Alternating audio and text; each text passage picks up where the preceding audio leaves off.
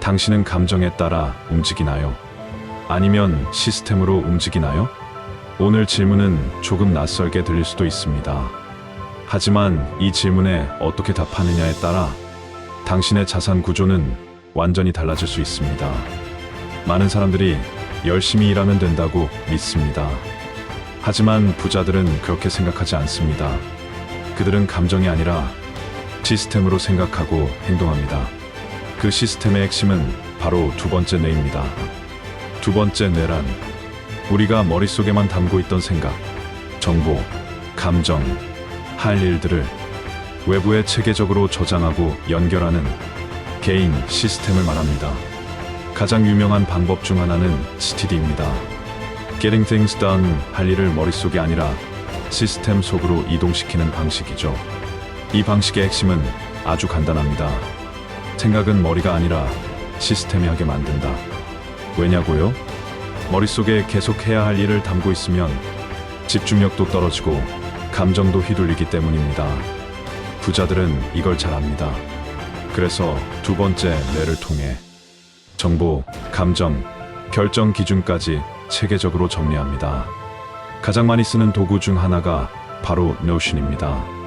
할 일, 목표, 아이디어, 소비 계획, 감정 기록까지 모든 걸 하나의 시스템에 넣고 연결하죠.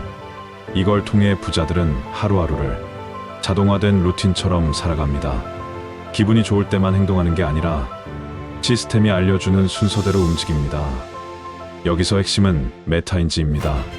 지금 나는 무엇을 알고 무엇을 모르는가를 아는 능력이죠. 이 능력이 높아질수록 충동적인 소비나 감정적인 결정에서 벗어날 수 있습니다. 두 번째 뇌는 메타인지를 훈련시키는데 강력한 도구입니다. 정리하고 되돌아보고 기준을 만들게 되니까요. 그럼 우리는 어떻게 하면 될까요? 첫째, 머릿속에 있는 걸 모두 꺼내서 적으세요. 일, 목표, 고민, 감정까지 일단 바깥으로 꺼내는 게 시작입니다. 둘째, 정보의 자리를 정하세요.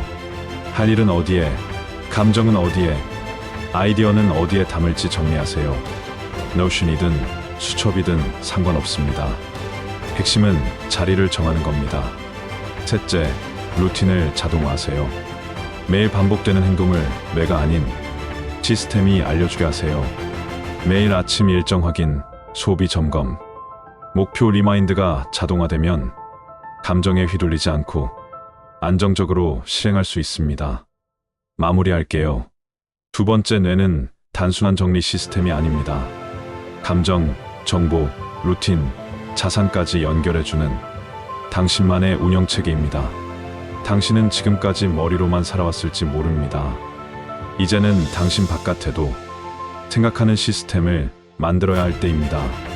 부자들은 이미 그렇게 살아가고 있습니다. 이제는 당신 차례입니다.